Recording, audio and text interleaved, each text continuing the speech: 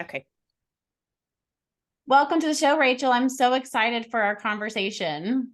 Oh, thank you so much for having me. You have a new book out, Relentless Joy, and Joy is your middle name, and you really exude joy, like everything on your website and Instagram and all the things. It just like, I know that that's something that's very infectious in your mission, but I also know it just didn't happen just by chance. Yeah.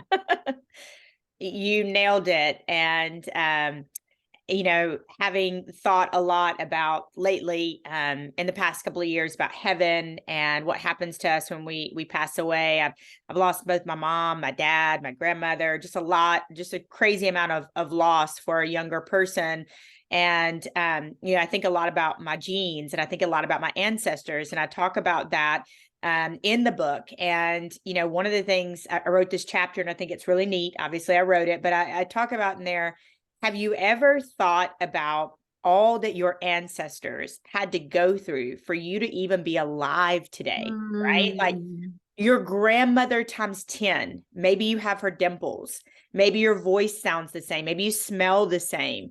You don't know if they went through, they likely did, famine, slavery, land displacement, you don't know, the Great Depression, any number of things likely happened to them. And if you think about that, all the things that they had to survive for you to be alive today. And so I say that to say that thank you for noticing that and everything that I do, because my uncle named me Rachel Joy when I was born. And it's one of the things I'm most proud of. I cry happy tears. It's one of the things I'm most proud of that I've lived up to, it's not something artificial for me. It's not, I am just a naturally joyful person. And that was a gift that God gave me. And I want to give that to the world. And that's what I'm trying to do with this book. Yeah, well, it's so amazing. Like I said, you definitely exude joy, just even your smiles, your Instagram stories, like it's so apparent. But I also know that it hasn't just come easy for you. Can you talk to us a little bit about the heart behind your book and your hashtag, I'm changing the narrative? Because I know it's come out of trauma and loss and a lot of hardship. Yeah, absolutely. That's the thing I've said about this book and my life in general is, one of the things we teach in the movement, I'm changing the narrative. I created it almost 7 years ago, is use your pain for purpose. And that your pain is not just for you. If you're bold enough, if you're vulnerable enough, we call it radical vulnerability in the movement, to share it, to say, hey, bud, I've been there too, or hey, coworker, I've lost a baby too, or I've, gone through an abusive relationship, and this is how I got out. And these are some of the things that I did. Another thing that we talk about is really two choices that we all have in life, and it's bitter or better. Mm-hmm. You get two choices. And I laugh and say to people that I've been through enough in my life that if I went to live on a mountain in a cave and had a pet goat, no one would blame me for that. Having lost both my parents, having lost all my worldly possessions and having to crawl back, having been through abuse and addiction, and all of the things that I've been through, if I did go, decide just to call it a day with my pet goat again, nobody would blame me. But I can tell you've given that a little bit of thought, because a goat is like very specific. I love you already. But yeah, I mean, and so there is better, right? There is, and you're absolutely right, because I've been in the bitter places. I've been there. And that's where I can tell people, I'm not preaching to you or sharing or teaching from a, oh, my life has been fantastic. And if your life has been fantastic, people ask me a lot of times, well, what if I've never experienced anything traumatic?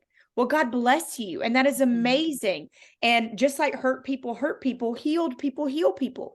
If you saw good love growing up, if you saw healthy relationships growing up, if your inner child is healed and healthy and happy and all of those things, man, pass that on. And so in this book, it's not and no disrespect to anybody else who's written a book on joy, but there's not this, Pollyanna look on joy. It's, hey, when I was face down in the prayer closet after losing my mother to cancer and also dealing with, a heartbreak, my boyfriend and I had just broken up and being broke because I was taking care of my mother and off the road and wasn't speaking, that kind of how I found joy in those moments. And so I think that's a big distinction for people. I would like to make for people that are thinking about grabbing this book. It is really from a raw and vulnerable place. Yeah, it's really not about being happy. No. Happiness and joy are two totally different things. And I think it's Dan Allender that says this. He talks about how only true joy can come from suffering. Yes. And Ooh, suffering births true joy. And I think whenever we're facing so much hardship, just like you did with your mom, it wasn't just one loss. It was the loss of your mom, which is obviously traumatic and so sad, and the loss of your boyfriend, and then like the financial hardships. I think when we're facing, and like many of us are today, facing just like hardship after hardship after hardship, it's hard for us to kind of feel like we're able to catch our breath. yes. And so it's so easy to be inundated and just overwhelmed. And I call them the bitters. So let the bitters creep in. And then that's all you can focus on is everything going wrong versus like seeing the good and practicing that gratitude. I just know like a lot of us are struggling with like multiple things today. It's not just one thing.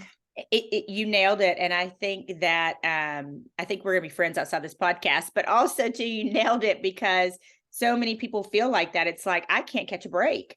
You know what I mean? Like, and I also call it fingernail faith, where you're holding on by the quicks of your fingernails, like you're about to rip the That gives me chills. Yeah, I know what that feels right? like. Like you're just dug in, nose is barely above water, and Mhm. you're going, God, why me? Like, what is going on? Did I do something wrong? Is this?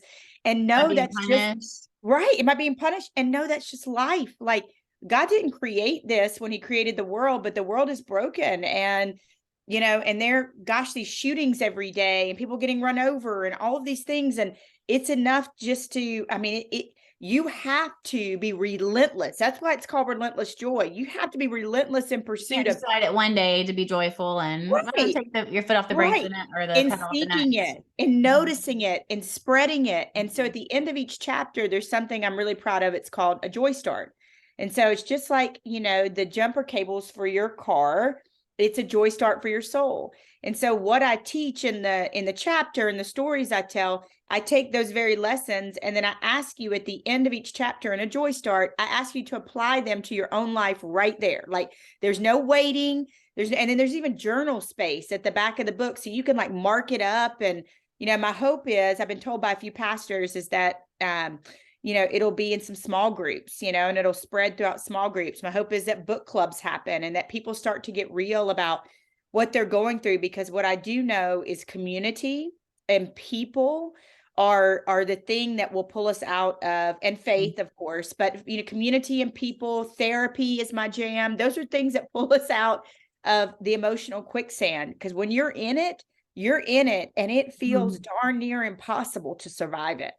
Yeah, it does. It's almost like you're just sinking beneath the sand, and just having that rope to pull you out and to know what to do. Without community, it's almost impossible. I feel like you don't have to have like a million people in your community, but just a handful of Yes. people praying for you and being honest.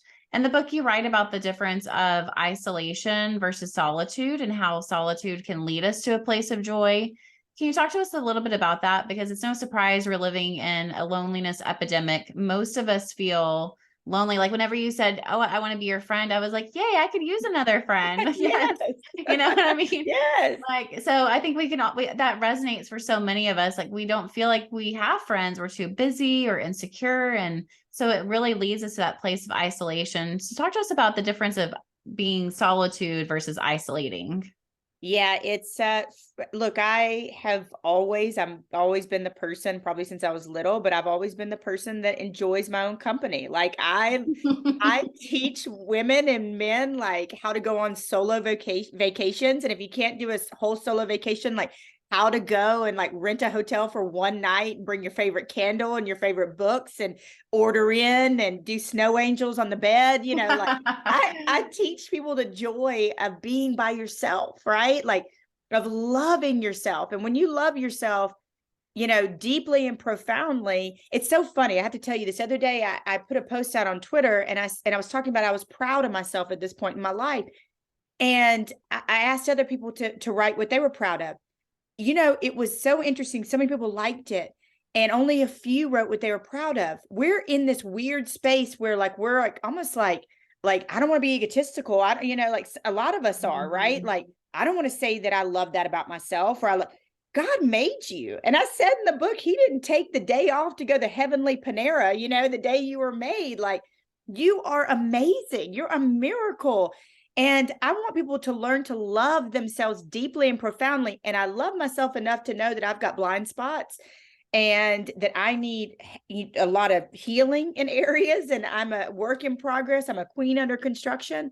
But I also know that if I'm not careful, that solitude can turn to isolation. And isolation is a whole different place where, as you mentioned, the bidders come in. I call them the gremlin committee. Or from a faith perspective, if we're talking in that realm, it's the enemy. It's Satan.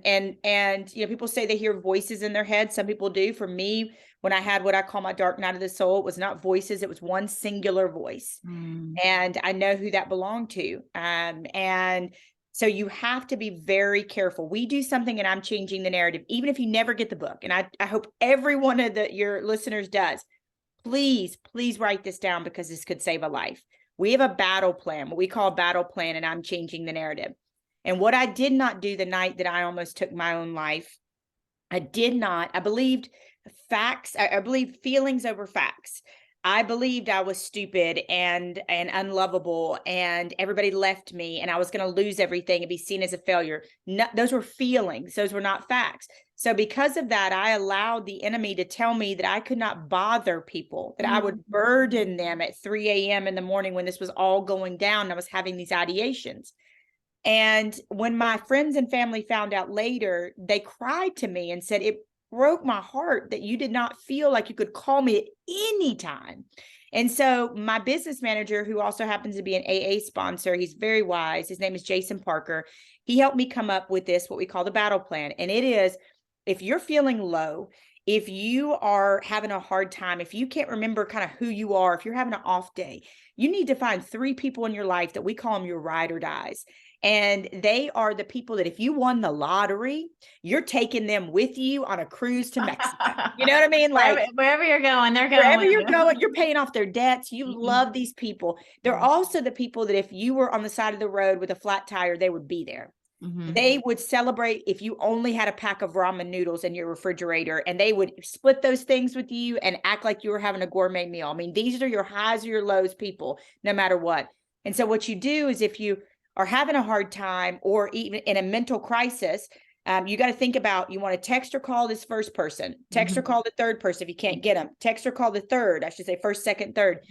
And anywhere in there, you need to be cognizant enough to say, if I'm in real crisis, I need to call the crisis hotline. And maybe I need to call the crisis hotline and then also text my friend to come over while this is happening.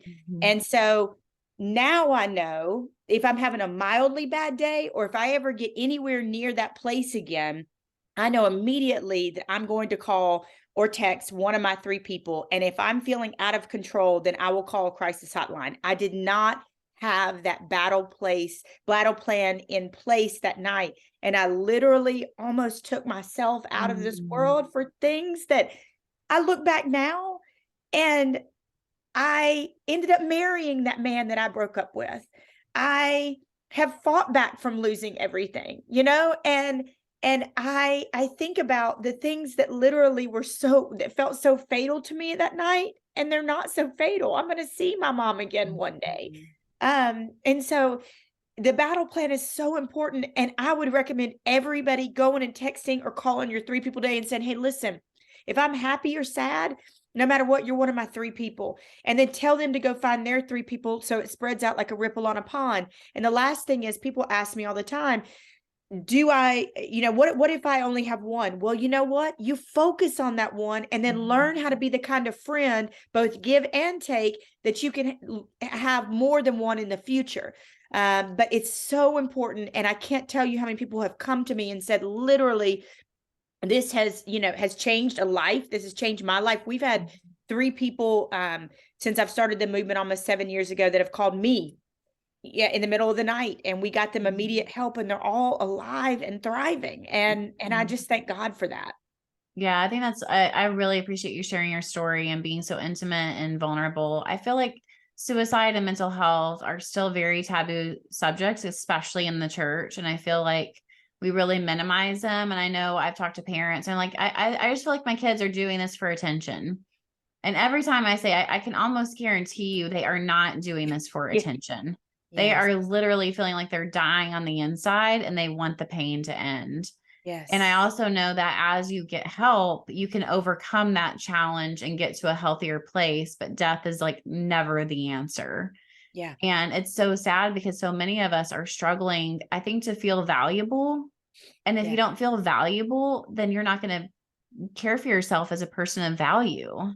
Yeah. And so I love how you're talking about like loving yourself and finding that solitude as a rhythm while Yes. also finding that community, because it really is a balance. And I just want to say one other thing too, as a counselor about the crisis hotline is don't just wait till you feel like you're like, have X whatever in your hand to commit Yeah.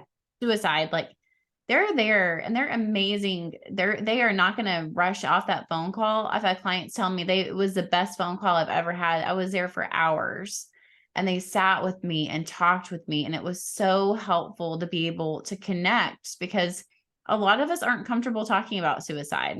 Yeah. Yeah. A few of us who have dealt with it are, but like a lot of people it really freaks them out. And you make such a great point. And the other thing is too is I'm finding especially since a pandemic, really the past six months or so, people know they need to talk about their mental health. They know they need to discuss it, but it's almost like there's a little bit of fatigue, if you will. Like Yeah. it's like, I know I need to go to that seminar or sign up for that Zoom or go do that, but it's like, oh, it. And so there's that. And then, like you said, there's an uncomfortability of talking about it. I was visiting with, a woman who works with teens in Florida, and she said the number one barrier to kids getting therapy, one of the number one barriers for us or top barriers is their parents refusing them therapy. And I'm like, Yeah. what? Like, what? And to be a child, to be still, your brain is still growing, first of all, right? We understand that. And they're dealing with things we never dealt with. The phone never stops. The Snapchat never stops. The TikTok never stops. I spoke at a church and this child came up to me and said, will you make a video for my friend? He's getting anonymous suicide threats on TikTok. And I'm like, what is that? Like, what is that? And of course, alerted who I needed to alert, but I didn't even know these things existed. And so our children are suffering. And I can tell you from going through it that night, if that felt fatal to me, a house and a boyfriend and my mom dying, imagine if you're younger and you're not able to process the world completely. I have another friend, God bless him. His son's name was Hayden. And his son had broken a monitor, and he broke another monitor. And the poor child believed that he was going to get in so much trouble for breaking this monitor, the second monitor, that he took his life. Mm. And this dad has now, totally dedicated his life to talking to kids and bringing this out. So yeah, I get that. And I think in the church, here's what I tell people. I'm speaking in a lot of churches now, and I'm telling people sometimes you need Jesus and therapy, so you need And Jesus and medicine. medication, right? Like you may need both. And guess what? Jesus put a lot of amazing therapists like yourself and counselors and psychologists and psychotherapists on this planet to do a great job to help save people. I love that so much. Yeah. Your passion is just so evident. And we need more people talking about it because I think we hear it maybe for Suicide Prevention Month in September and maybe sometimes in May for mental health awareness. But like we're struggling as a population, we're struggling as a community. And you're right with the fatigue. And I also feel like it really keeps us from being vulnerable with others because we know what we're going through. And so it's like, I don't want to talk. I just notice even my own friendships, like there's such distance because it's like, I don't want to be honest about my stuff. And I kind of don't want to hear all about their stuff either because I feel so inundated and they feel the same way. Like I don't want to inundate you with my stuff and my stuff is too much. And so it's just, we've got to create that space to kind of like quiet the noise a little bit to create some room for relationships. And so what do you think, Rachel, as far as like your own mental health practices? Like I'm definitely hearing you say, traveling. I would love to hear about your number one travel solo trip, but another time. So I'm definitely hearing you say like self-care and community, but are there any other like joy starters for you that you practice pretty much on a daily basis? Yeah. I mean, look, first things first for me, when I open my eyes, I set the mood. I don't wait for the mood to set me. And I say, this is the day that the Lord hath made. I will rejoice and be glad in it. My mom used to say that. She was a terrible singer, but we used to take walks around the neighborhood and hold hands, and she would sing that. So I just I say, remember that song from back in the 80s. and I'm dare not going to sing it, but I'm a terrible singer too. But she would sing that. So I don't wait for the day to tell me how I'm feeling. I say this day will never be here again. I will never feel exactly like I felt today. I will never experience the things I'm going to experience. Life is so fleeting and so precious. We know that. All we have to do is turn on the news, everything we've been talking about. So I do that. Prayer is another big one for me. Another big one for me is if I'm having an anxiety attack and no tapping works or prayer or deep breaths. We also do something, one of our resident mindfulness experts, she says 6-2-6, 6 in, hold 2, 6 out. And if you do that 5 to 10 times, you can literally feel your body start to unwind. But another big one for me is I've been a dancer my whole life. And if I'm really in a funky funk, like we call it funky junk, in the movement, if I'm in it and I can't get out of the emotional quicksand, I can dance. And 10 out of 10 times it just, when I dance, I'm not mad, I'm not sad, I'm not worried, I'm not any of those things. I'm just dancing, I'm free. And so that's huge. We also have something called the Joy Starters Club, and you can find it on my website, but we are cultivating this culture of joy. We have a journal, a physical journal, not a digital, because everything's digital these days. It's a physical journal you write in, and every single day that you write down your joys. Today I saw a little girl with, golden ringlets, and she laughed and it made my heart smile, or I held the door open for a little old lady at the grocery store. And you write those down, because if we're not careful, we're going to pass away in this world, and we're going to give our family these. I don't want to give my family those. I keep these right here. You remember when we were like little and we would go to our grandma's house and they had actual pictures? Like, so every so often I just print pictures, I'm like, I want my kids and my family, and it's my mommy, I want my kids and my family to get pictures. And so, yeah, I do that. I write things down, I dance, I pray. I teach people how to do this, and I teach it in the book, how to go on this journey of self-discovery to figure out what is best for your soul, like your soul. And it's going to continually change. I used to be a golfer, love golf, but I don't have time for it right now. I'm married and now have 4 children. And so I'll get back to it at some point, but continually be looking at the experiment, you, as the greatest experiment of your entire life. I love that. I love that gratitude journal too. I do a similar thing every Friday. I do a week review. And this Friday was a perfect example, because last week was a really hard week for me. And I was like, oh my gosh, there was really nothing good that happened that week. And I was a little bit discouraged going into that, because normally I look forward to it. And so I sat down and I was like, oh, and then this came to mind and that came to mind. And before you know it, I had the normal amount of space filled up with all the good things. I was like, you know what? Like, it was a hard week, but actually that hard week led me to like discover this about myself, like to understand this about others around me. And that's a really beautiful thing. And so I think sometimes we can feel like there's nothing good around us. And what you're talking about isn't toxic positivity. No. It's actually processing the pain.